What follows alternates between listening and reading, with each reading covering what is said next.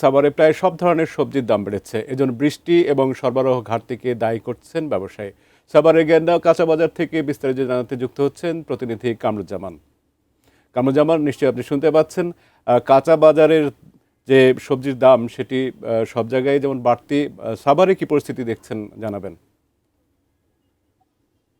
মুকিত, আমরা এসেছি সাভারের কাঁচা বাজারে, যে খুচরা কাঁচা বাজারে রয়েছি। আমি যদি আপনাদের ক্যামেরার মাধ্যমে একটু দেখাতে চাই যে এই যে আজকে শুক্রবার, কিন্তু আপনি দেখেছেন যে ফের কিন্তু আবার উত্তপ্ত হয়ে পড়েছে কাঁচা বাজারের যে সবজির যে বাজার। আমরা যদি আপনাকে একটু কয়েকটা সবজির বর্ণনা দেই, যেমন বেগুনের দাম সেটি কিন্তু আজকে ৮০ টাকা বেচা কিনা হচ্ছে।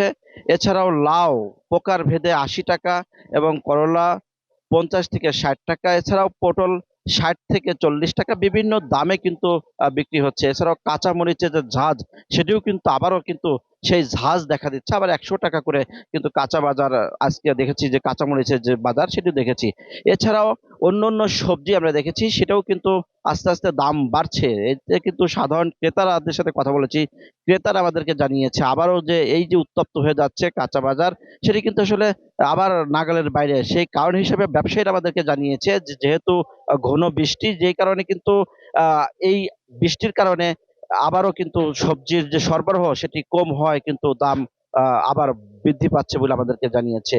তো আমরা খোঁজ নিয়েছিলাম। এছাড়া আমরা খুচরা বাজার এবং পাইকারি বাজারে সকালবেলা গিয়েছি, সেখানেও দেখেছি যে দাম বৃদ্ধি পেয়েছে সবকিছুরই। এছাড়াও আমরা জানতে পেরেছি, তবে একটা বিষয় আপনাদেরকে জানিয়ে রাখি, সাভারের সবজি কিন্তু এই ঢাকার আশেপাশে যেমন সিংগার, এছাড়াও সাভারের বিভিন্ন জায়গা থেকে কিন্তু সবজি যে সরবরাহ হয়, সেই কারণে সবজি কিন্তু সাভার সরবরাহ হয়েও কিন্তু ঢাকার ভিতরে কিন্তু সেই সবজি সব জায়গায় কিন্তু যায়, যে এই জন্য সবজির চাহিদা অনেকটাই কিন্তু সাভারের আশেপাশ থেকে পূরণ হয়।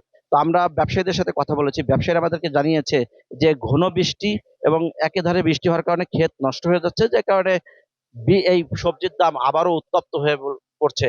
তো আমরা মনিটরিং এর ব্যাপারে যদি বলি, যে এই বিষয়ে কিন্তু বাজার মনিটরিং এর কোনো কিছু আমাদের লক্ষ্য হয়নি। তো এই ছিল সর্বশেষ আমার কাছে জ্ঞানটা কাঁচা বাজার থেকে। আমরা ফিরে যাচ্ছি স্টুডিওতে মুকিতের কাছে। মুকিত।